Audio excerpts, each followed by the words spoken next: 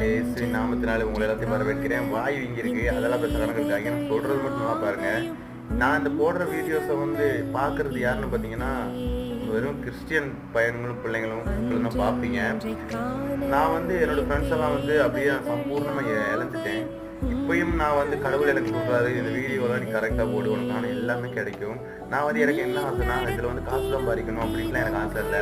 கடவுள்கிட்ட வார்த்தையை இந்த கடைசி காலத்தில் நிறைய பேருக்கு கொண்டு போய் சேர்க்கணும். அவங்கள நிறைய விஷயம் சொல்லிக் கொடுக்கணும். அவங்க என் கூட நிறைய விஷயத்தை கலந்துக்கணும் அப்படிங்கிறது தான் எனக்கு ஒரு ஆசை.